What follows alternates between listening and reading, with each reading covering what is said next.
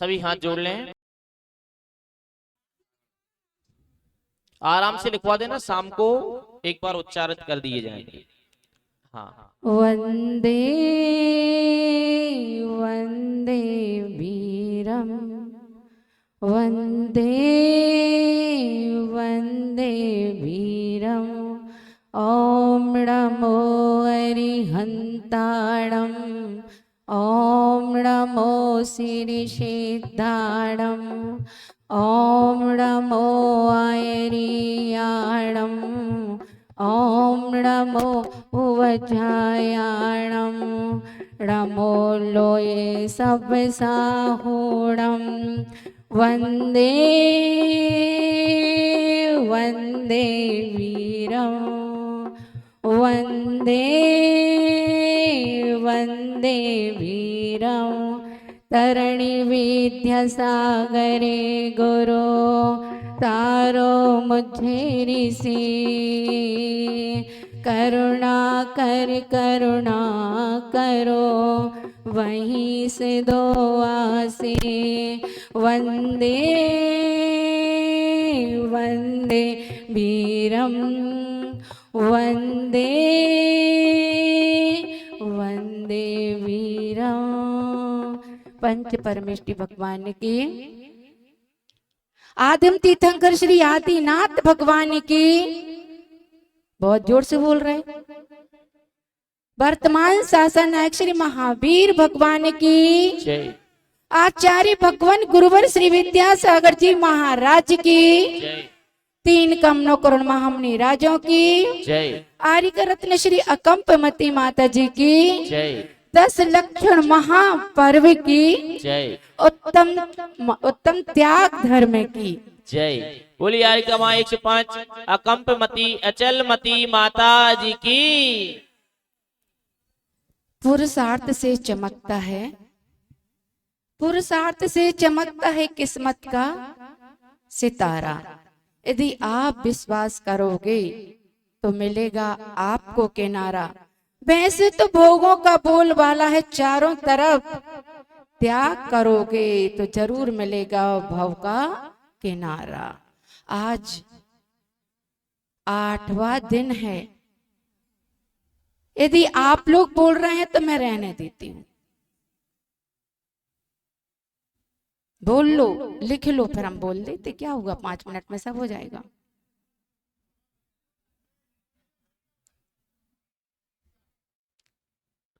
आज धर्म का 8वां दिन है और धर्म में सबको मालूम है, भूल जाए तो याद रख लेना। उत्तम, क्षमा, मार्दव, आर्जव, शौच, सत्य, संयम, तप और राज त्याग। त्याग क्या सिखलाता है? बिना त्याग के शांति नहीं मिल सकती है। इसलिए त्याग धर्म को धीरे धीरे सीढ़ी चढ़वाने से आज 8वां दिन हो गया है उत्तम त्याग धर्म का। जब त्याग करोगे तभी आपको सफलता मिलेगी, और नहीं तो क्या होता है, जब वृक्षों से पत्ते गिर जाते हैं, ये स्वाभाविक है, ये प्रकृति की देन है। जो आया है वो जाएगा, और जो लगा है वो छूटेगा, और जो छोड़ेगा वो पाएगा। इसलिए वृक्षों से जब पत्ते गिर जाते हैं, फल लगते हैं, वह टूट करके गिर जाते हैं। और जब मनुष्य जब मल को त्याग करता है तो शांति का अनुभव करता है। जब कहना चाहिए जो भी आपने ग्रहण किया है उसको आप त्याग करेंगे तो आपको शांति ही मिलेगी। क्योंकि जो जोड़ जोड़ करके रखता है, यदि जो ग्रस्त है, जो श्रावक है, यदि उसके पास कौड़ी नहीं है तो वह 2 कौड़ी का नहीं है। क्योंकि धर्म, अर्थ, काम और मोक्ष, 4 पुरुषार्थ बताए हैं। पुरुषार्थ धर्म के साथ अर्थ का भी करते हैं, और उसमें से यदि अपन दान रूप नहीं करते हैं, त्याग नहीं करते हैं, तो वह क्या हो जाता है? कहते हैं जहां धर्म होता है, जहां पुण्य होता है, तो वहां धन टिकता है। वह धन रूपी लक्ष्मी वहीं ठहरती है। तुम कहो कमाते रहें, धन का पुरुषार्थ करते रहें, अर्थ पुरुषार्थ करते रहें और धर्म के क्षेत्र में त्याग ना करें, दान ना दें, तो वह कुछ कार्य नहीं होता है। तो गृहस्थ की शोभा धन से होती है और साधु की सेवा, साधु की शोभा, साधु की शोभा कैसे त्याग से होती है। तो चलते हैं, क्या होता है, जैसे अभी आपको जाने का, डोंगरगढ़ जाने का हुआ, तो आप लोग को कम खुशी हुई, मुझे ज्यादा होगी जैसे मैं जा रही हूँ। लेकिन ध्यान रखो बंधुओं, मैं तो दिन रात हर क्षण हर पल गुरु के पास जाती हूँ। आप लोग तो तन से जाएंगे, हम तो मन से हमेशा जाते हैं। इसलिए कोई भी यहाँ नगर का सज्जन जो भव्य जीव होगा, कोई बाकी नहीं रहेगा। हम लोग अभव्य नहीं हैं, भव्य ही हैं। हम लोग को जीवन समर्पित कर चुके हैं प्रभु गुरु को। आपको करना है तो आप गुरुदेव के पास साक्षात गुरुदेव के दर्शन करेंगे और दर्शन करके पुण्य अर्जित करेंगे। तो चलते हैं ऐसे ही।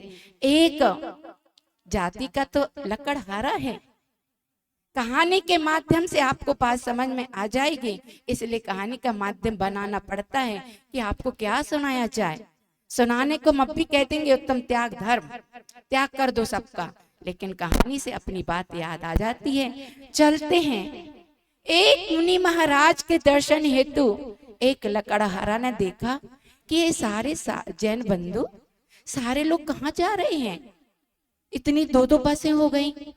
एक अदर कास्ट खड़ा हुआ देख रहा है कि ये कहाँ जा रहे हैं, मुझे भी जाना है। उसके भी भाव हुए। अब उसके पास तो कुछ पता ही नहीं था। पैदल चलते चलते, पहले के समय में साधु जंगलों में रहा करते थे, 3-3, 4-4 किलोमीटर। वही जब लकड़हारा जाता है, देखता है यहाँ क्या होता है, तो साधु महाराज ने त्याग का उपदेश दिया, नियम दिया कि जो भी एक नियम ले लेगा अपना आर्थिक जीवन सुचारू रूप से चला सकता है। वह लकड़ी काटता था, लकड़ी काट करके बेचता था, जंगलों में जाता था।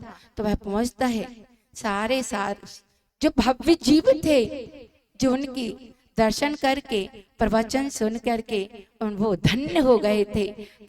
इस लकड़हारा जाता है, वो गुरुदेव मुझे भी कुछ नियम दे दीजिए ताकि मैं अपने जीवन का उद्धार कर सकूं। गुरुदेव ने कहा, कौन सा नियम लेना चाहते हो? मैं तो बहुत गरीब हूँ, मेरा धंधा लकड़हारे का है, लकड़ी काटता हूँ, बेचता हूँ, फिर इसके बाद ही मैं कुछ भोजन करता हूँ, इसके बाद मैं अपनी गृहस्थी चलाता हूँ, अपना जीवन रोजगार में बनाता हूँ, लकड़ी लाता हूँ, बेचता हूँ और खाता हूँ। अच्छा, हाँ, आप उसमें से एक नियम ले सकते हैं। कौन सा नियम गुरुदेव? तो उन्होंने कहा कि आप लकड़ी, सूखी लकड़ी काटना, गीली लकड़ी नहीं काटना। ठीक है महाराज जी, हम आज से संकल्प लेते हैं कि जो वृक्ष में हरी हरी डाल, पत्ते, फल फूल हैं, मैं उनको नहीं काटूंगा। जो लकड़ी जो सूख जाएगा, पौधा, वृक्ष, उसी में से मैं लकड़ी काटूंगा और काट कर मैं बेचूंगा। अब बंधुओं देखिए, गर्मी के समय पानी कम रहता तो वह वृक्ष सूख जाता है, लेकिन बरसात में और ठंड में वह वृक्ष फल फूल जाते हैं। अब बताओ क्या कैसी कंडीशन होती है। जैसे ही उसने नियम लिया, परीक्षा होना शुरू हो गया। वह जाता है अपने दोस्तों के साथ, क्योंकि जो भी व्यापार करता है तो एक दो नहीं, सारे लोग एक देखा सीखी करते हैं। ऐसा ही उनका लकड़हारे का जो जितने भी दोस्त थे सब लकड़ी काटने वाले थे। साथ में 10-50 लोग गए, वृक्षों को काटा। उनका नियम नहीं था, उनने गीली लकड़ी वृक्ष से काट ली, लेकिन इसको सूखी लकड़ी नहीं मिली, सूखा वृक्ष नहीं मिला और वह खाली आ जाता है।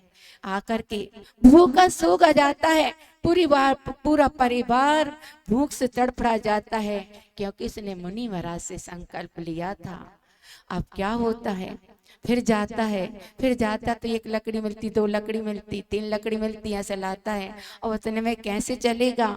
तो उनके दोस्तों ने हुटिंग की कि वाह क्या नियम लेने को गए, जब पता थी कि तुम्हारे घर खाने को नहीं है तो तुम्हें ऐसा नियम क्यों लिया। सारे लोगों ने उसको व्यंग किए, लेकिन वह समता से सुनता रहा, क्योंकि जो नियम लेता है पक्का उसकी परीक्षा होती है।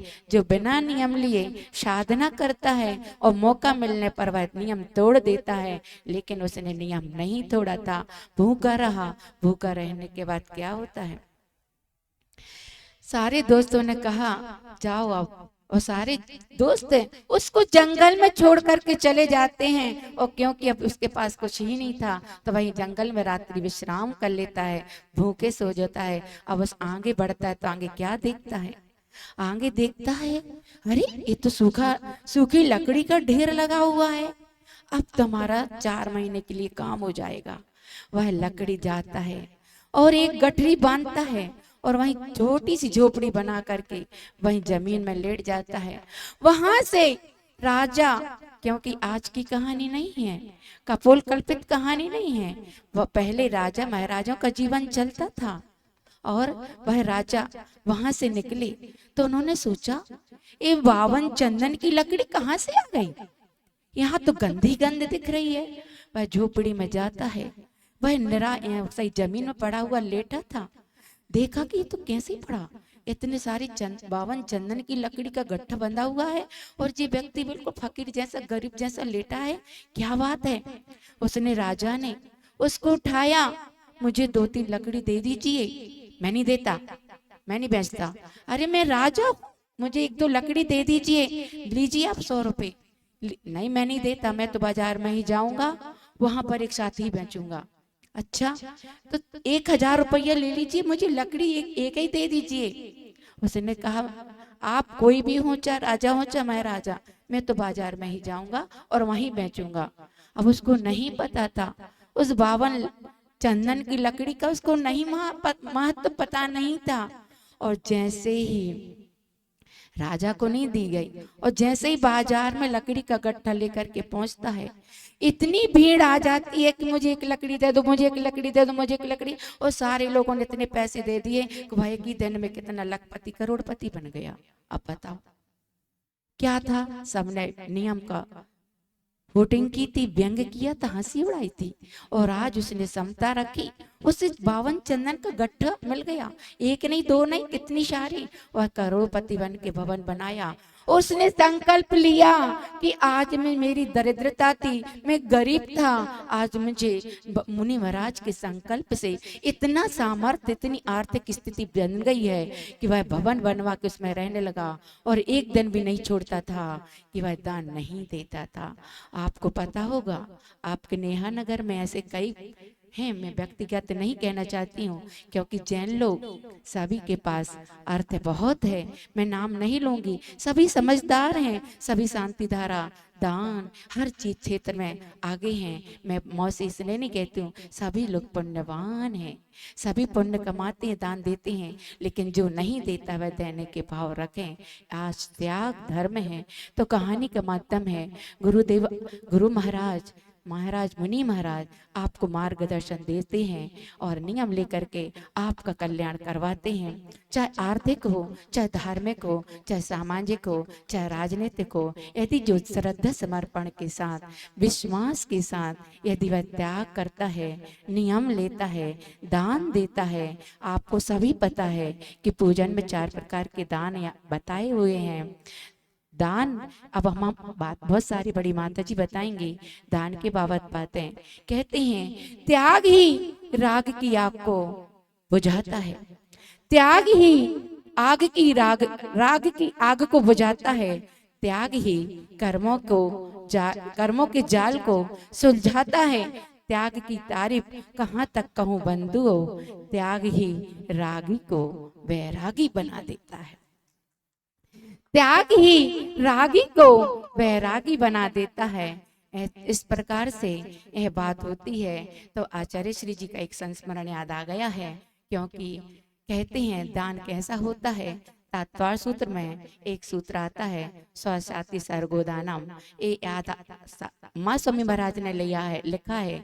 लेकिन इसका क्या होता है, जो अपने पास वस्तु है, जो अपने अधिक प्यारी है, जो अपनी आजीविका में है, जो अपन कमाते हैं, उसी को दान दिया जाता है और वही त्याग किया जाता है। ऐसा नहीं कि पिताजी कमा रहे हैं, पिताजी कमा रहे और बेटा करके बोली लगा लेता है, ये पुण्य नहीं है। जो कमाता है, जो अर्थ पुरुषार्थ करता है, वो स्वभावतः है अपने दिन के 1000 कमाता है तो 101 हमारे मंदिर के लिए, गोलक के लिए, ऐसा धीरे धीरे अपने त्याग की, दान की महिमा को बढ़ाता है। तो आचार्य श्री जी पता है सभी को कैसे हैं, अनियत विहारी होते हैं। आपको बताते हैं नेहा नगर वालों कि मैं आज विहार कर रहा हूँ और नेहा नगर आ रहा हूँ, बताते हैं क्या? नहीं। तो सतना ग्राम की बात है, नगर की। वहां आचार्य श्री जी सतना से विहार कर रहे थे और आचार्य श्री जी ने किसी को नहीं बताया कि मैं विहार कर रहा हूँ। उठाए पिछी कमंडल और चल दिए, विहार कर दिया। और विहार किया तो साधु महाराज सारे संग के पीछे पीछे हो चले।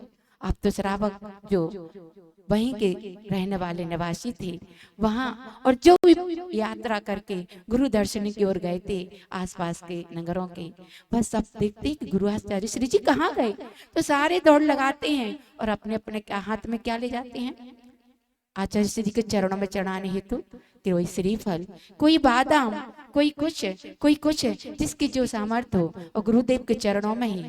क्योंकि 3 लोग के पास, आचार्य परमेष्ठी के पास, उपाध्याय परमेष्ठी के पास, साधु परमेष्ठी के पास खाली हाथ नहीं जा जाता। जैसे राजा के पास खाली हाथ नहीं जाते ना, कुछ भेंट ले जाते, उसी तरह से आचार्य श्री जी के दर्शन हेतु सारे भागे के गुरु महाराज हम कब मिलेंगे। जो सतना के प्रॉपर निवासी हैं वह दर्शनार्थी आए हैं, तो सभी अपने हाथ में श्रीफल लेके आदि आदि चीजें लेकर के गुरुदेव के चरणों में चढ़ाते हैं। चढ़ाते चढ़ाते सारे लोगों ने गुरुदेव के दर्शन किए और निवेदन किया, गुरुदेव आपने सतना से इतने जल्दी विहार कर दिया, हम लोगों को कुछ लाभ ही नहीं मिला, क्योंकि पंच कल्याण का समय और समय बहुत ज्यादा बिजी रहते हैं। गुरुदेव हम लोग को आहारचर्या का, दर्शनों का, दान देने का कुछ भी अवसर नहीं मिला। आचार्य श्री जी कुछ नहीं बोले, मुस्कुराते हुए आशीर्वाद दे दिया। वहां के प्रतिष्ठित लोग आगे पहुंचे, दर्शन किए। उसमें से एक बेटा अपने पापा के साथ गया, अंगुली पकड़े हुए था। उसने देखा कि सभी लोग श्रीफल चढ़ा रहे, बादाम चढ़ा रहे, कुछ चढ़ा रहे हैं, मैं क्या चढ़ा सकता हूँ। तो वह अपने जेब में से क्या निकालता है, चॉकलेट। जेब में से चॉकलेट निकालता और गुरुदेव के चरणों में रख कर देता है। आचार्य श्री जी देख करके मुस्कुराते हैं कि देखो, ये जो अपने पास की जो वस्तु खाने योग्य थी, पहनने योग्य थी, रखने योग्य थी, दान देने योग्य थी, उसने अपने जो खाने योग्य वस्तु थी, जो प्रिय लगती थी, बिना चॉकलेट के नहीं रहता था, वह इसने चॉकलेट का क्या कर दिया, गुरुदेव के चरणों में त्याग कर दिया, समर्पित कर दिया। मैं नहीं खाऊंगा। लेकिन सब लोग कुछ भेंट कर रहे थे, गुरुदेव के चरणों में चढ़ा रहे थे, तो उसने देखा से कि अपना भी चढ़ा दिया। ये कहलाता है स्वशाति सर्वोदानम। जो आपके पास है वो ही दान दो। आप किसी के दान या किसी धन के ऊपर अधिकार ना कर करके अपना भी कुछ भी कमाया हो ईमानदारी के साथ। ये नहीं है कि आप करोड़ों की दान की बोली लगा लो और पता चला कि वह कौन दे रहा है, जो मेरा बेटा जॉब कर रहा है वह वहां से भेज देगा, पापा जी आप तो बोली ले लीजिए मैं दे देता हूँ। हाँ ठीक है, आपने उसको पढ़ाया लिखाया है तो वह क्या कर सकता है, ले सकते, एकांत से बात नहीं है कि नहीं दे सकते, दे सकते हैं। लेकिन बेटा जो भी हम दान देंगे मैं अपना कमाया हुआ ही देंगे, तू अपने सर्विस का, नौकरी का तू अपना दान दे, मैं अपना दान दूंगी। मैं भले थोड़ा सा दूं, 1 लाख, 1.25 लाख, 2 लाख, 5 लाख का जितनी मेरी है कंडीशन, स्थिति, परिस्थिति, मैं तो नहीं दूंगा। मैं ख्याति के लिए नहीं दूंगा, मैं तो अपना अर्जन करने के लिए जो मैंने कमाया है उसी को दूंगा। जो तुम्हारी वस्तु उपयोग में आए उसी का त्याग कर रहा हूँ। इसलिए ये नहीं के सिखाना पड़ता है, जैसे कहते हैं जो बड़े बुजुर्ग करते हैं कि डेली दैनिक जीवन में पूजन पाठ स्वाध्याय उपदेश सुनते हैं, वैसे हमें भी चलाना है परंपरा चलाने हेतु ये सब कदम उठाना पड़ते हैं। तो त्याग की परंपरा, दान की परंपरा नहीं चलाएंगे। कहते हैं कुआं से यदि पानी नहीं निकालोगे तो वह कुआं में सड़ जाएगा। जो यदि खाली नहीं किया निकालेंगे तो वह भरता जाएगा। उसी प्रकार से जो धन तो तोड़ता है, तिजोरी में रखता है और उसका सदुपयोग नहीं करता है, दान नहीं देता है, तो वह धन भी कैसा हो जाता है, बेकार हो जाता है। होता तो है, समय पर होता है, लेकिन कॉन्फिडेंस के साथ बैठता है, यदि देता है, जितना दान देता है, जितना त्याग करता है, उतना ही आपके पास आता है। और हम आगे यह कहना चाहते हैं, जो त्याग को सीख लेता है, दान देने की भावना आ जाती है, वह त्याग के साथ ही शांति का जीवन अनुभव कर सकता है। अंत में एक बात कहना चाहते हैं, आप लोग ध्यान से सुने। इस डाल से, पेड़ की डाल से टूट करके कहीं जाना होगा। पेड़ की डाल से टूट कर कहीं जाना होगा। आज भले ही हंस लो, कल आपको मुरझाना होगा। 4 दिन की जिंदगी पर इतराना ठीक नहीं है।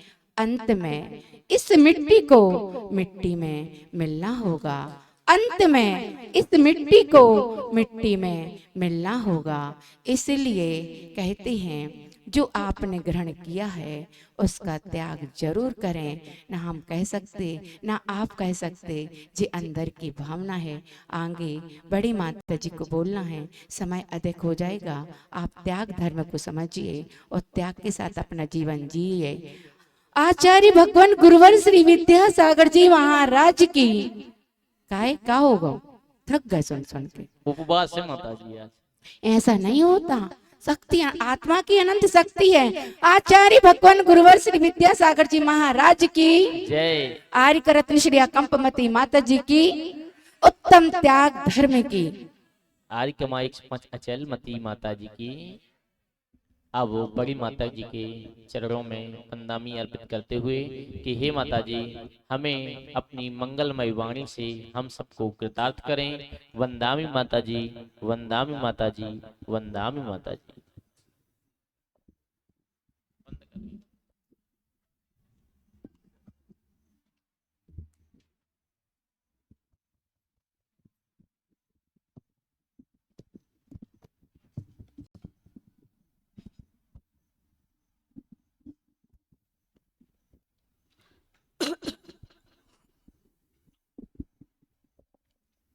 सभी हाथ जोड़ लें।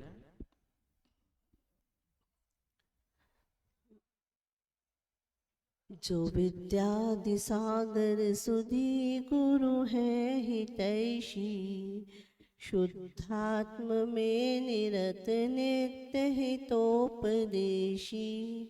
वे पाप ग्रीष्म ऋतु में जल है सयाने, वंदो उन्हें सतत केवल ज्ञान पाने।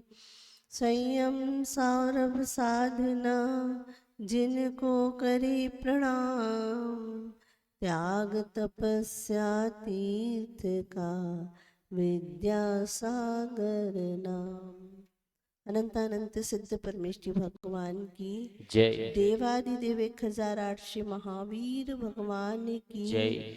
संत शिरोमणि आचार्य गुरुवर श्री विद्यासागर जी मुनि महाराज की जय। निर्यापक श्रमण मुनि श्री समय सागर जी आदि 3 कम 9 करोड़ मुनि महाराजों की जय। उत्तम त्याग धर्म की जय। 10 लक्षण महापर्व की जय। बोली आर्य कमाई 105 अकंपमती माता जी की जय। आर्य का संघ की जय।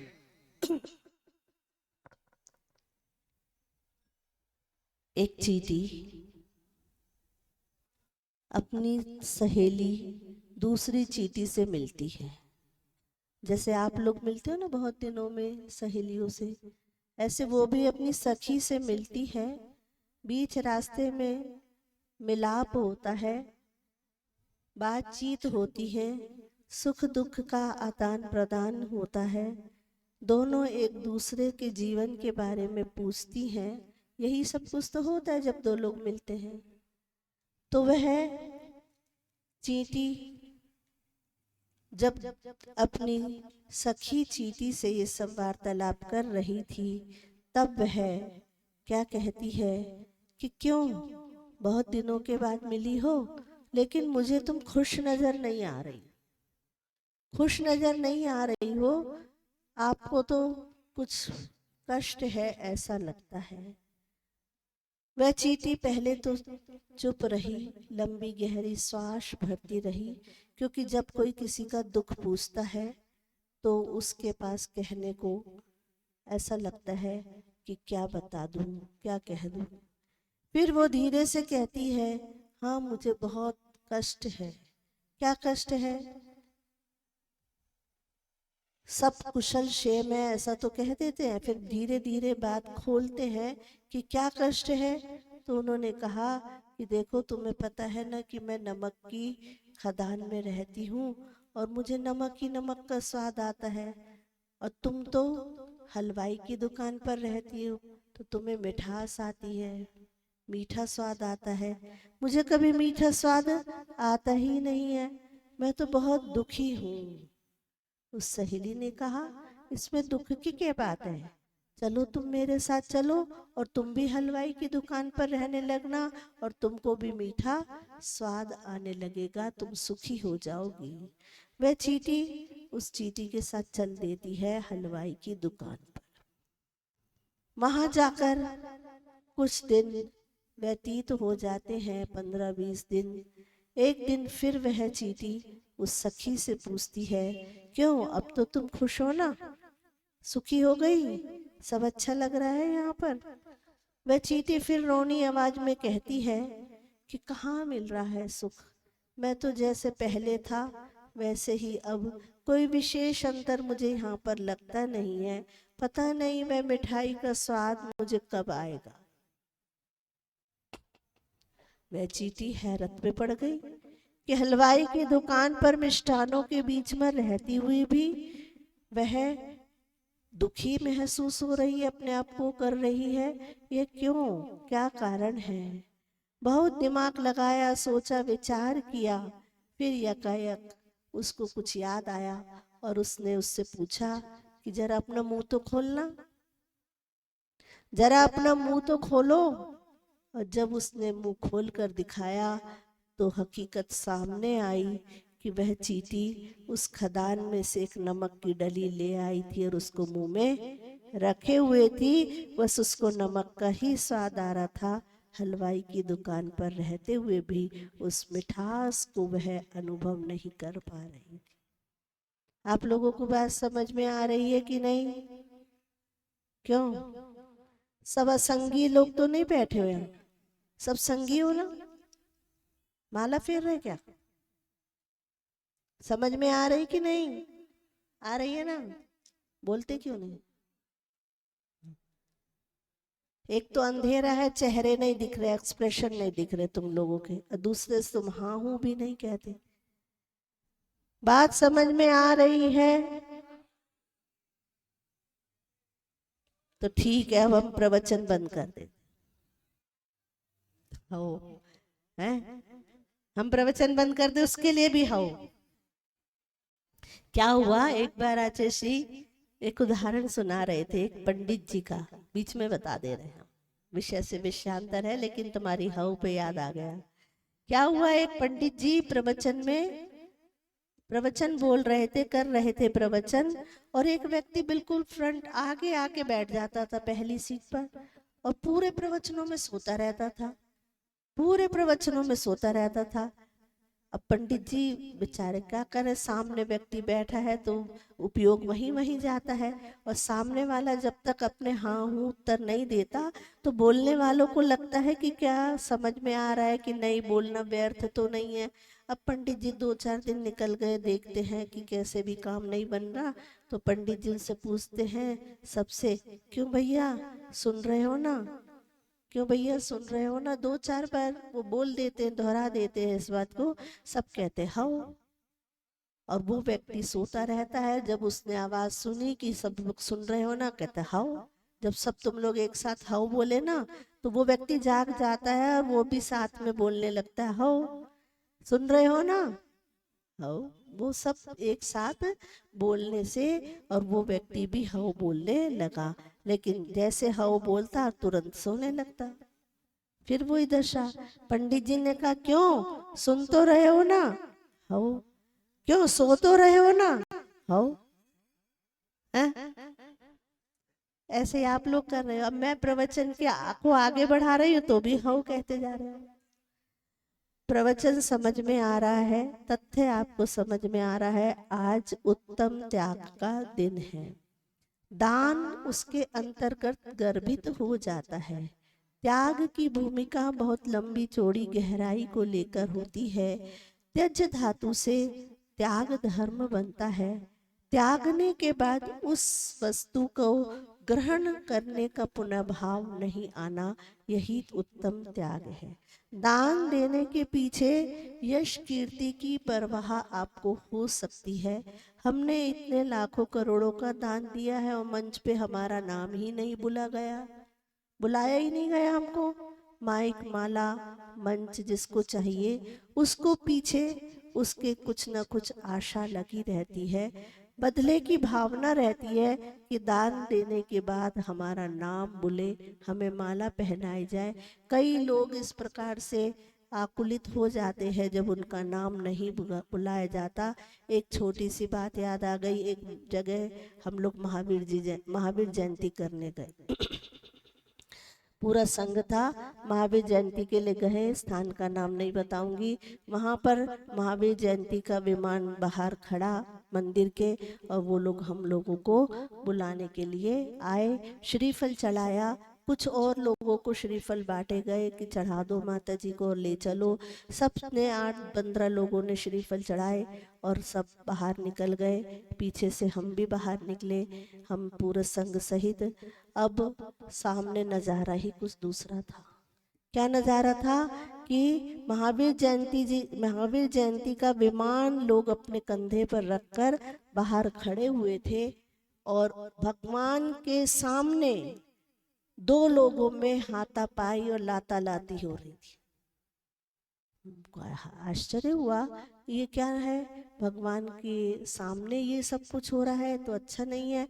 वापस लौट कर आ गए अपने स्थान पर। हम विमान जी के साथ नहीं जाएंगे, पहले पूरा माजरा बताओ कि क्या कारण था। पता चला कि एक व्यक्ति, एक परिवार, 2 परिवार की बहुत पुरानी रंजिश चल रही थी और सबको श्रीफल दिए, उस व्यक्ति को श्रीफल चढ़ाने के लिए नहीं दिया। तो बाहर आकर वो क्रोधित हो गया, कुपित हो गया और दोनों में बहस हुई। विसंवाद इतना बढ़ गया कि हाथापाई पर उतरा, और 6 खासे बड़े 60-70 साल के व्यक्ति थे। बताओ किसके दान के पीछे क्या मान प्रतिष्ठा जिसको चाहिए वो दान त्याग नहीं कहलाता, बदले की भावना उसमें रह जाती है। यह दान नहीं है, यह त्याग नहीं है। त्याग वो होता है जिसको करने के बाद कुछ याद ही न रहे। इस हाथ दिए लीजिए, उस हाथ लीजिए, खाए खुआया। बहुत ये स्थिति है कि दान देने वाला इस हाथ से दान दे रहा है तो इस हाथ को पता भी नहीं चले कि वो दान दे रहा है। ऐसी स्थिति यह दान की है तो वह वास्तव में त्याग का रूप है।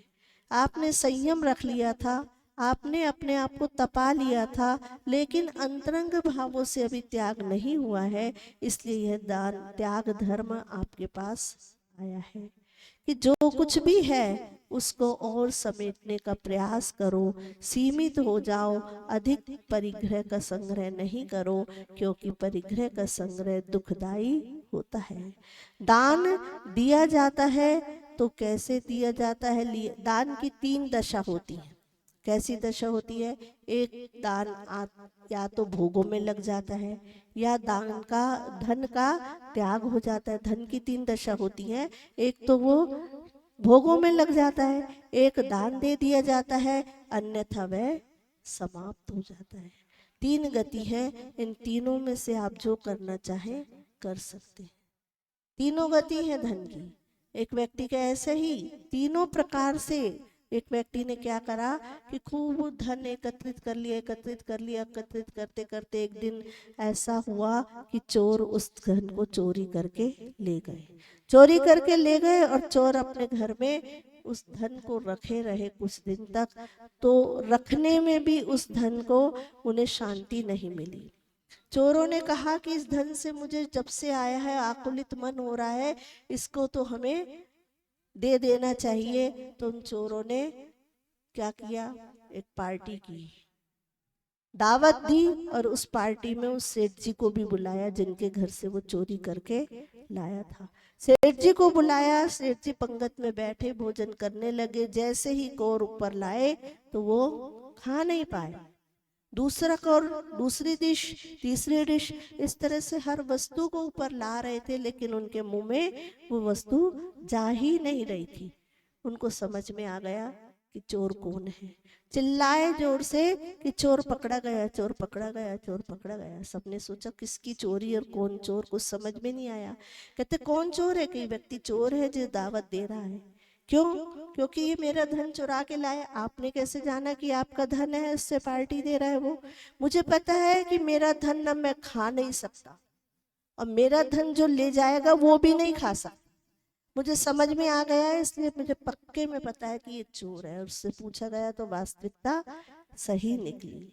वो व्यक्ति पहचान गया कि धन की गति 3 होती है, लेकिन वो व्यक्ति ऐसा था, न खुद खाता था न किसी को देता था, यहाँ तक कि अपने परिवार में भी किसी को चैन से नहीं रहने देता था। और अंतोगत वो चोरी का माल चोरी में चला गया। जैसी स्थिति थी वैसा ही प्रभाव उसका हुआ। ये दान आप लोगों को इस स्थिति से बचाता है। क्यों बचाता है? कुआं भरा है, जब तक पानी नहीं निकलेगा तब तक उसमें नया पानी आ नहीं सकता। और बिना निकाला हुआ पानी, हमने एक बार देखा था, बनारस गए थे, कुएं का पानी खींचने लगे तो छन्ने में जितने छिद्र उतनी इल्लियां। क्यों? पता चला कि माताजी इस कुएं का पानी निकलता नहीं है, सड़ गया था, उसमें जीव जंतु उत्पन्न हो गए थे। तो ऐसे ही हमारा धन कहीं खून पसीने की कमाई व्यर्थ न चली जाए, इसलिए आचार्यों ने दान की परंपरा इस युग में प्रारंभ की है, जिस दान के माध्यम से धन कमाने में जो दोष लगते हैं, जो पाप लगता है, उन सब का प्रक्षालन हो जाए, उन सब का प्रक्षालन हो जाए। लेकिन वह दान अंतरंग भावों से दिया जाता है तो कार्यकारी होता है, अन्यथा नहीं। समर्पण चाहिए, समर्पण अर्पण जब तक नहीं होगा तब तक वो दान कहलाने का अधिकारी नहीं, त्याग नहीं होगा। त्याग नाम तभी आएगा जब अंतरंग भावों से दिया जाता है। आप अपने देश में इतिहास उठाकर देख ले, कितने बड़े बड़े दानवीर शूरवीर हुए हैं। जब राजा चले गए, कहाँ चले गए? जंगल में। कौन से राजा चले गए थे जंगल में?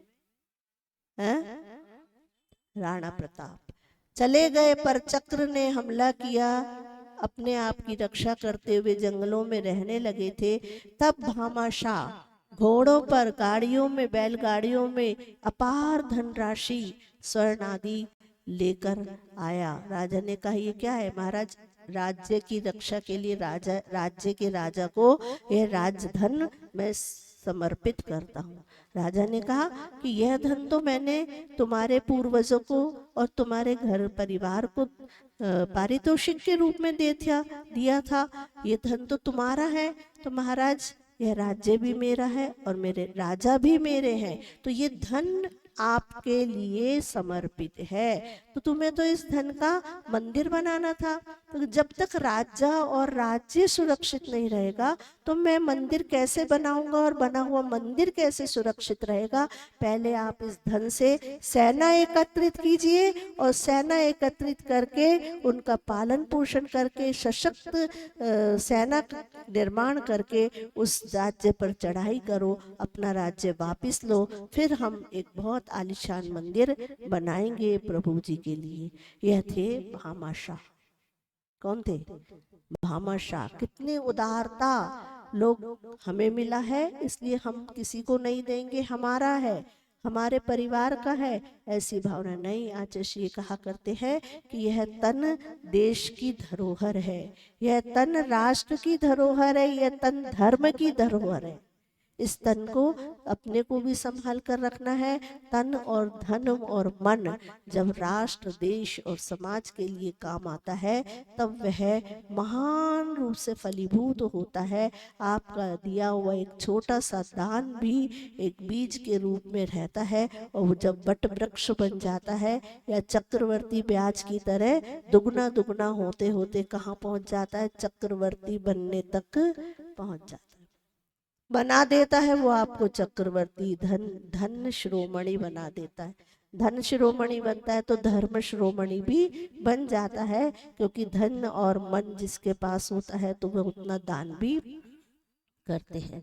तो ये समर्पण जब तक भाव नहीं आता तब तक उस दान की कीमत नहीं होती।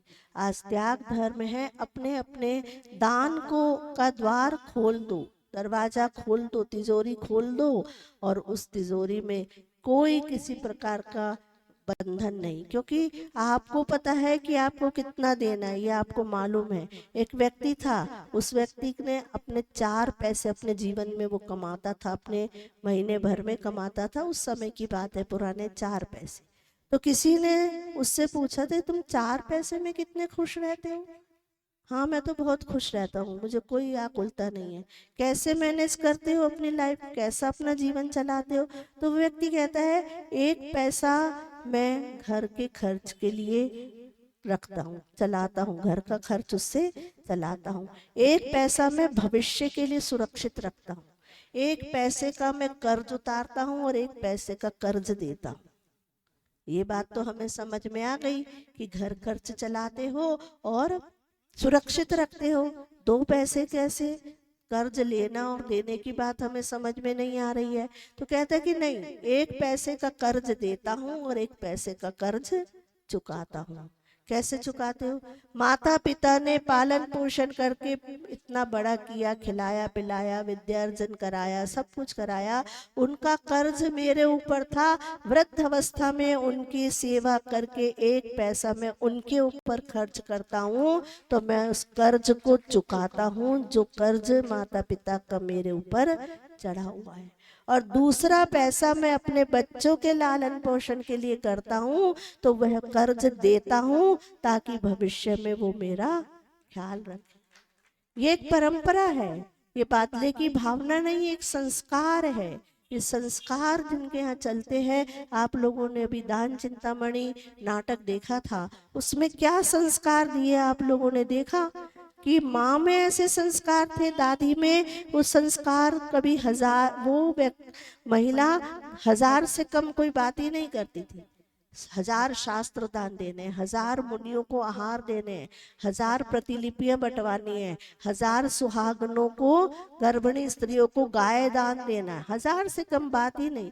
ऐसा कल्प वृक्ष, ऐसी कामधेनु थी वो, जो आता था उसकी झोली भर देती थी। सब कुछ न्योछावर समाज के लिए, मेरा कुछ भी नहीं है, मुझे कुछ मोह नहीं है पैसे से। और फिर एक स्थिति आ गई कि राजकोष खाली हो गया, तब देखो क्या काम आया। जो कर्ज चुकाने और लेने की बात है ना, यहाँ पर देखो आप, छोटा सा नाती अपने जोड़े हुए धन को उस अशर्फियों के रूप में सामने लाता है और दादी आपको जितना धन चाहिए ले लो, मना नहीं है, दान की परंपरा निरंतर चलनी चाहिए। हम आपकी आंखों में आंसू नहीं देख सकते, और आप ये धन जिसको देना है दे दो, लेकिन जितना देना है उतना ही देना, बाकी हमें वापस कर देना। क्यों बेटा, तुम ऐसा क्यों कह रहे हो? बहनें चिढ़ा रही हैं, तुम तो कंजूस हो, तुम पैसा मांग रहे हो दादी से। दादी कहते नहीं, वो बहुत समझदार है। क्यों? क्योंकि उसने जितना धन सुरक्षित रखना है वो रखा था, उसका उपयोग आज संकट के समय हो गया है, और जब बचा हुआ धन आगे किसी भी हालात में काम आएगा तो वो फिर दे देगा, वो कंजूस नहीं। ये परंपरा है, परिवार में ये परंपरा सदियों से चलती आई है, पीढ़ी दर पीढ़ी चलती आई है। और ऐसे लोग भामाशाह के नाम से, धर्म भामाशाह, समाज भामाशाह के नाम से आज भी है इस संसार में। यह परंपरा हमें चालू करनी चाहिए। करें कहीं पर, कभी कभी अपन तीर्थ यात्रा पर जाते हैं, पपोरा जी के मंदिर देखे आप लोगों ने, आलीशान गगनचुंबी शिखर पाड़ा शाह, उस एरिया में ललितपुर आदि आगे चले जाओ, सेरोन जी का मंदिर, ललितपुर, देवगढ़, पपोरा जी, ये सब मंदिर पाड़ा शाह के बनाए हुए। क्या थे? एक छोटे से व्यक्ति थे। कैसे थे? पाड़ा यानी ये पशुओं को बेचने का व्यापार करते थे, और उससे धन कमा कमा कर इतने तीर्थों का निर्माण किया। और कहीं भी आपने इन तीर्थों में उन व्यक्तियों का नाम लिखा हुआ देखा है? ये गगनचुंबी मंदिर किसने बनाए? आप थोड़ा सा दान देते हैं, हम नाम बुलवाते हैं और नाम की पट्टी लिखवाते हैं। इतने गगनचुंबी मंदिर, आलिशान मंदिर किसने? आबू का दिलवाड़ा का मंदिर देख लो, किसने बनाए? कोई नाम लिखा हुआ, प्रशस्ति लिखी हुई नहीं मिलेगी। इस हाथ दीजिए, साथ दीजिए, खाए खोया बे चला गया साथ में। अब पीछे मुड़कर नहीं देखना किसको दिया था, क्या दिया था, वापस नहीं देखना। और ऐसे ऐसे व्यक्ति हुए हैं, आलिशान मंदिरों के निर्माण करके चले गए, जीर्णोद्धार कराने वाले। चाहे शिखर जी चले जाओ, चाहे गिरनार जी चले जाओ, आप अपने नाम की पट्टी लगवाते हैं, नाम लिखवाते हैं। एक महिला थी, एक महिला ने दान दिया, और दान देने के बाद वो स्वर्गवासी हो गई।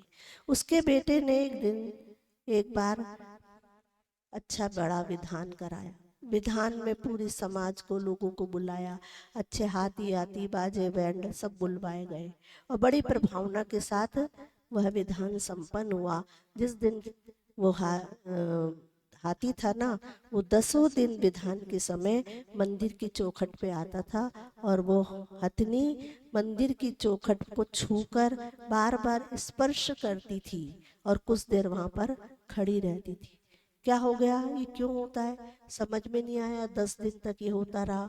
अब कोई महाराज होंगे, निमित्त ज्ञानी होंगे, उन्होंने ये बताया कि ये हथनी तुम्हारी माँ है पूर्व भव की, इससे पहले भव में ये तुम्हारी माँ थी, और इसने दान दिया था, और इस सीढ़ी में अपना नाम लिखवाया था। वो उस नाम को स्पर्श करती है, वो प्रतिदिन आती है और उसके नाम को स्पर्श करके सीढ़ी के, और वो चली जाती है, उसी में वो खुश होती है।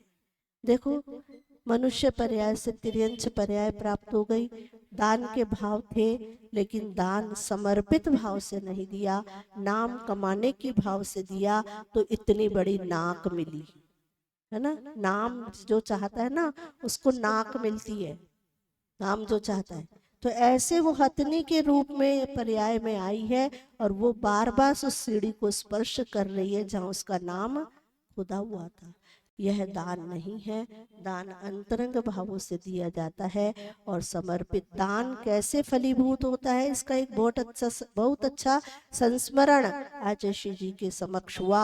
एक व्यक्ति बहुत रोया, आकर बहुत रोया। महाराज जी लोगों ने उसे आचार्य जी के पास ले गए। महाराज जी सब वहाँ पर बैठे हुए थे। आचार्य जी ने उस व्यक्ति की वेदना सुनी। उसके पास खाने को भी लाले पड़ रहे थे, दोनों समय भोजन नहीं था। तो उस आचार्य जी ने उससे कहा कि तुम दान दिया करो। अब सब महाराज जी लोग कहते हैं, बताओ खाने को है नहीं, 2 टाइम भोजन, परिवार पालन पोषण कैसे करें, और आचार्य कह रहे हैं दान दे दो। लेकिन कोई भी महाराज जी कुछ कह नहीं पाए प्रत्युत्तर के रूप में और शांत हो गए। समय व्यतीत हुआ, 5, 7, 8, 10 साल जितना भी व्यतीत हो गया, और एक बार आचार्य कहीं विराजमान थे तो वह व्यक्ति आचार्य के चरण प्रक्षालन करने के लिए आया। चरण प्रक्षालन की बोली ली उसने, और आचार्य के चरण प्रक्षालन जैसे करने लगा तो उसकी आंखों से अश्रुओं की धारा बह उठी। सब देखने लगे। आचार्य भी सोच रहे थे क्यों रो रहा है, पता नहीं भक्ति में, अति भक्ति में रो रहा हो। फिर बाद में उस व्यक्ति ने बताया कि गुरुदेव, मैं वही व्यक्ति हूँ जिससे आपने कहा था कि दान दिया कर, जिससे आपने कहा था कि दान दिया करो। और देखो आज मैं उस फटीचर हालत से इस स्थान पर पहुंच गया हूं कि अब मैं बड़ी बड़ी बोली भी लेने लगा। ये पुण्यानुबंधी पुण्य, या इसको कह दो कि पाप का उदय था तो पुण्यानुबंधी पाप, पाप के उदय में धन नहीं था लेकिन पुण्य का संचय हुआ, दान के द्वारा कर्म क्षय हुए। और वो व्यक्ति कहाँ, कई व्यक्ति होते हैं दिखावे करने के लिए भी दान दिया करते हैं। कैसे दान देते हैं, एक व्यक्ति एक भिखारी से कुछ मांगने का, भिखारी कहता है मैं तो खुद भिखारी हूँ, मुझसे क्या तुम भीख मांग रहे हो। तो उस व्यक्ति ने कहा कि आजकल के भिखारी तो एसी में या कार में घूमते हैं, क्या बात हो गई है, क्या वो एसी में कार में घूमने वाले भिखारी दान नहीं दे सकते। तो तुम तो, वो तो छोटा मोटा था, उसके पास 2 मुट्ठी चावल आगे रखे हुए थे, भिखारी रोड पर भीख मांग रहा था, 2 मुट्ठी चावल रखे हुए थे, उस भिखारी ने उठाकर एक दाना उसकी झोली में डाल दिया। जो भिखारी भीख मांगने आया था एक दाना उसमें डाल दिया। उसके बाद थोड़ी और दिन भर वो भीख मांगता रहा, उसके पास एक पोटली चावल एकत्रित हो गए और उसने शाम को ले जाकर अपनी पत्नी को पोटली संभाल दी और कहा कि इसकी खिचड़ी बना लो, बहुत जोर से भूख लगी, बहुत जोर से भूख लगी है, खिचड़ी बना लो। उधर जिसने दान दिया था एक चावल का, वो अपने घर गया, उसने भी ले जाकर चावल अपनी पत्नी को दिए। वो चावल उसने भोजन में बनाने को कहा, और जब उसकी पत्नी ने पोटली खोली, किसने, जिसने दान दिया था ना, वो वाले भिखारी की बात कर रही हूँ, दान देने वाला, एक चावल दान देने वाले भिखारी ने जब पोटली खोली तब उसकी पत्नी ने देखा कि पूरे के पूरे चावलों के बीच में एक सोने का चावल है, एक चावल सोने का है। वह चिल्लाती भी आई कि ये क्या है, देखो सोने का चावल। वो पति सोच रहा है, भिखारी सोच रहा है कि आखिर बात क्या है। तो उसको ध्यान आया कि आज मैंने सुबह सुबह एक भिखारी को एक दाना चावल दान दिया था, उसी के प्रतिफल के रूप में वह सोने का चावल आज मेरे चावलों की पोटली में निकला है। अब वह पछताता है, काश मैं मुट्ठी भर दे देता। कुछ नहीं होता, मुट्ठी भर दे भी देता तो आपका एक भी दाना सोने का नहीं बनता, क्योंकि आपने एक दाना बहुत ही अंतरंग भावों से बिना किसी प्रतिफल की इच्छा के दिया था, वही आपका फलीभूत हुआ है। यह ऐसा दान का फल है, इसके बारे में जितना कहें उतना कम है। बस अंत में इतना बस कहना चाहते हैं कि दान करो या ना करो ये आपकी बात है, करना कितना करना ये सब आप लोगों का विषय है। लेकिन जिन्होंने दान बोल दिया है वो दान देने में कमी ना करें और विलंब ना करें। जब से आपने, आचार्य कहते हैं कि दान देने के भाव अगर आपके हुए हैं तो अपनी जेब में पैसा रख कर लाओ, जेब में रख के लाओ। ये बात अलग है कि 10,000 लाए हो, 20 की बोली ले ली तो तुरंत चुकाओ, ब्याज सहित चुकाओ। लेट हो जाते हो तो उसका पैसा भी दो, तब वो दान आपको अतिशयकारी होगा, तब वह दान आपको बहुत वट वृक्ष के रूप में फलीभूत होगा। आपने बहुत सारी कथाएं सुनी है, बार बार सुनी है निर्माल्य के दोष के बारे में, किस किस चीज में निर्माल्य होता है, कहाँ कहाँ निर्माल्य होता है, आप देख लो। जितने भी लोग यहाँ बैठे हैं, मेज कुर्सी टेबल ये बर्तन सब आप उपयोग कर रहे हैं, सबका किराया देना 10 दिन का। हम तो इतनी बोली लेकर जा रहे हैं माता जी, बोली अपने स्थान पर है, आपने लिया है, उपयोग किया है, दरी पर बैठे हो, चटाई पे बैठे हो, आप इन सब का किराया देकर जाना, क्योंकि भगवान की संपदा है, मंदिर की संपदा है। संसार में सबसे छल कर लेना, लेकिन भगवान से छल नहीं कर। छोटा सा उदाहरण है हमारे पास, कृष्ण जी और सुदामा लंगोटिया यार थे, बिल्कुल छोटी अवस्था से दोस्ती थी, परम मित्र थे, बड़े बड़े हो गए और दोनों अलग अलग दिशा में हो गए। वे नारायण थे, वे एक भिखारी के, वे छोटे से व्यक्ति के रूप में थे, लेकिन उनकी भी दरिद्र दशा थी। उनकी दरिद्र दशा क्यों हुई? जब इतिहास पढ़ा गया, इतिहास को खोला गया, तब एक बार मित्रता के रूप में जब दोनों पढ़ते थे और पढ़ते पढ़ते एक दूसरे की वस्तु को भोजन के रूप में, जैसे बच्चे लाते हैं ना टिफिन में और शेयर कर लेते हैं अपने मित्रों के साथ, ऐसे उन्होंने भी, वो भी एक दूसरे का सेवन कर लेते थे भोजन का। एक दिन माँ ने कुछ सामग्री रखी, कुछ चावल के रूप में या जो कुछ रूप में, चनों के रूप में, और वो सामग्री कहा कि दोनों मिलके खा लेना, श्री कृष्ण को भी खिला देना और तुम भी खा लेना। सुदामा के मन में लालच आया, भाव परिवर्तित हुए, उसने आंखें बचाकर श्री कृष्ण से वो सामग्री स्वयं भक्षण कर ली, स्वयं खा ली। श्री कृष्ण की आंखों से कुछ छुपा नहीं था, वो दूर से सब देख रहे थे कि ये सुदामा मेरे से चालाकी कर रहा है, मेरे हिस्से का भोजन भी इसने स्वयं खा लिया है और छुपा रहा है मुझसे। वे मंद मंद मुस्काते रहे, और वे तो भविष्य वक्ता थे, भविष्य वेत्ता थे, उनको तो भविष्य का ज्ञान था कि ये क्या होने वाला है। वे नारायण श्री कृष्ण कह मन में सोच रहे हैं कि बेटा, आज तो तुम मुझसे छुपा कर खा रहे हो, लेकिन मेरे हिस्से का भोजन खा लिया है आपने, स्वयं ग्रहण कर लिया है, ये तुम्हें कभी भी नहीं फलीभूत होगा। और परिणाम निकला कि वो दरिद्र अवस्था में इधर उधर घूमते रहे। पत्नी ने सलाह दी कि तुम्हारे मित्र हैं, जाकर श्री कृष्ण से आसरा मांगो, भोजन के लिए भी लाले पड़ रहे हैं, उनसे जाकर कहो। और जब दोनों मिलते हैं तब वो सब बातें तो भूल जाते हैं, लेकिन वो सुदामा को गले लगा लेते। दूसरे के हिस्से का खाया हुआ आज आपको फलीभूत नहीं होगा। कितना कितना कर रहे हैं भगवान के मंदिर का और निर्माल्य का भोजन कर रहे हैं या कुछ भी सेवन कर रहे हैं। कितने लोग हैं, मकान दुकान मंदिर की है, उसका किराया तो पुराने ही देते आ रहे हैं, अपने बिल्डिंग को भी रखे हैं दूसरे पास किराए पे, और दूसरे मंदिर के धन संपदा है उसका उपयोग, मंदिर के धन को ब्याज पर दिए। होते हैं, आपके यहाँ नहीं होंगे तो बहुत अच्छी बात है, लेकिन ऐसा होता है संसार में। और ये सब निर्माल्य होता है। निर्माल्य वो होता है, क्या आचार्य से एक बार पूछा था कि निर्माल्य किसको कहते हैं? जिस वस्तु पर उस मंदिर की देखरेख करने वाले, जो सेवा करने वाले हैं माल इत्यादि, उसका अधिकार होता है या भगवान का अधिकार होता है, उस चीज को अपने जीवन में उपयोग करना, ये निर्माल्य है।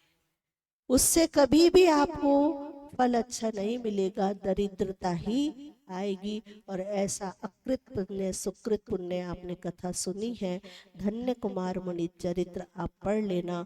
उसमें क्या 56 करोड़ दिनार का स्वामी कहाँ चला गया? जन्म लेते ही, गर्भ में आते ही पिता चले गए, जन्म लेते ही संपदा चली गई, सब खालिश, कुछ भी नहीं मिला, दर दर की ठोकरें खाता रहा। जो उनके मुनीम साहब थे वो राजा मालिक बन गए। मुनीम साहब ने पहचान लिया, उसको बोरी भर के चने दिए, लेकिन किस्मत में नहीं था, पुण्य में नहीं था, बोरी फट गई, चने बिखर गए, 2 मुट्ठी चने ही मात्र उसके हाथ में आए। ये सब क्या है? पुराना किया हुआ फल अब भोगना पड़ रहा है। और जब पुण्य का उदय आया, आगे पहुंचे, माँ ने कहा इस गांव में नहीं रहना, क्योंकि यहाँ बदनामी होती है। दूसरे गांव पहुंची, एक सेठ के यहाँ भोजन बनाने का काम करने लगी। सेठ जी उसको बहुत अच्छे से रखते थे, लेकिन 7 पुत्र उनके उसको बहुत त्रास देते थे, दुखी करते थे। एक दिन खीर खाने पे मचल गया।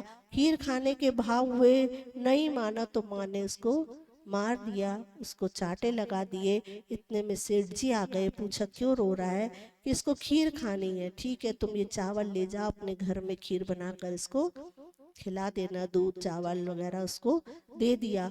घर में खीर बनाई, माँ ने कहा कि मैं कुएं से पानी लेके आती हूँ, लेकिन ये खीर तब मिलेगी तुम्हें जब कोई मुनि महाराज अगर आ जाते हैं तो हम भोजन पहले उनको कराएंगे। ये खीर का भोजन सर्वप्रथम मुनि महाराज को कराएंगे।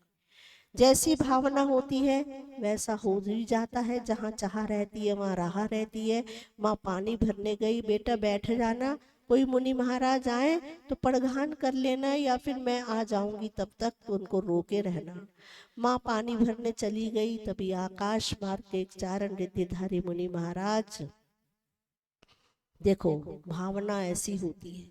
उस बेटे ने कहा महाराज रुक जाइए, हमारे घर में खीर बनी है, आप खीर खा के जाना। महाराज मुस्काने लगे, महाराज ऐसे नहीं आते, दिगंबर साधु की चर्या ऐसी नहीं होती, नवधा भक्ति पूर्वक होती है कि जो पड़कहान नवधा भक्ति पूर्वक करेगा उनके घर में उनका हार संपन्न हुआ करता है। महाराज रुक जाए ऐसा संभव ही नहीं हो सका, क्योंकि बच्चे को विधि ही नहीं आती थी। महाराज रुक जाइए ना, कई कई बच्चे ऐसे मचल जाते हैं, रुक जाइए महाराज रुक जाइए। रोने लगा, महाराज आप चले जाओगे तो माँ मुझे खीर नहीं देगी। माँ ने कहा था कि पहले महाराज जी को खीर देना है, फिर तुमको खीर मिलेगी। महाराज चक्कर लगाते रहे, घूमते रहे नगर में। माँ तब तक पानी भर के आ गई, सिर पे कलश रखा हुआ था, उसी कलश से मुनि महाराज का पड़कहान संपन्न हुआ। महाराज आ गए, नवधा भक्ति पूर्वक माँ ने आहार दिया। बेटा ने आहार नहीं दिया, लेकिन बेटे ने भावना, भाई भले ही ये भावना गाई कि मुझे भी खीर खाना है, लेकिन महाराज को देकर खाना है, ये भक्ति उसके मन में थी। और जैसे महाराज का प्रधान हुआ, माँ ने खीर उनके प्रथम ग्रास के रूप में अंजलि में रखी, तो वह अक्षिण महानस रिद्धिधारी मुनि महाराज थे। पूरे गांव भर ने भोजन खाया, लेकिन वो एक कटोरी खीर कम नहीं हुई। क्या अतिशय हो गया। अक्षिण महानस रिद्धि, कटक भी, चक्रवर्ती की कटक भी भोजन कर ले तो वो क्या होगा, कमी नहीं आएगी पूरा दिन। कई कई लोग कहते हैं कि माता जी आज इतने लोगों ने भोजन किया, हमारे चौके में भोजन ही कम नहीं हुआ। ऐसा अतिशय मुनि महाराज के चरणों का प्रभाव है। ये दान त्याग के रूप में जब होता है तो ऐसे ही अतिशय फलीभूत होते हैं। आप प्रतिदिन दान करते हैं, लेकिन प्रतिदिन दान करने के बाद भी आपके घर में कभी पंचाश्चर्य हुए क्या? कितने लोगों के घर में आचर्षी के हार हो चुके, कभी पंचाश्चर्य हुए क्या? कोई अतिशय दिखा क्या? क्यों नहीं दिखा? क्योंकि विधि द्रव्य दात्री पात्र विशेषाश तद विशेष, इसको खोलने लगेंगे तो दिन पूरा हो जाए। बस इतना ही हमको कहना है कि जीवन में दान कितना भी दो, लेकिन निर्माल्य का दोष ना लगे, इसका ध्यान रखो। जिन जिन लोगों ने बोली ली है, जो बोली ली है, छोटी ली हो या बड़ी ली हो, जल्दी से जल्दी उसको संपन्न करो, ताकि यह दोष से आप बच सके। अपने विवेक बुद्धि को सामने लेकर इसी भावना से यह दान महादान के रूप में फलीभूत हो। एक छोटा सा दान किया हुआ मुनि महाराज को हार दिया हुआ भगवान ऐसा अतिशय हो जाए कि हमें साक्षात मुनि महाराज के और मुनि महाराज से भी आगे आचार्यों के, आचार्य से भी आगे रिद्धिधारी मुनि महाराज के, रिद्धिधारी मुनि महाराज से भी ऊपर उठकर तीर्थंकरों के अंजलि में आहार देने का सौभाग्य प्राप्त हो। इसी भावना के साथ बोले आचार्य गुरुवर्ष विद्यासागर जी मुनि महाराज की उत्तम त्याग धर्म की आर्यमा 105 अकंपमती माता जी की जब वाणी के ज्ञान दे सूझे लोक शोभाणी मस्तक नमो सदा देते हूँ भोग 9 बार नमोकार महामंत्र की जा।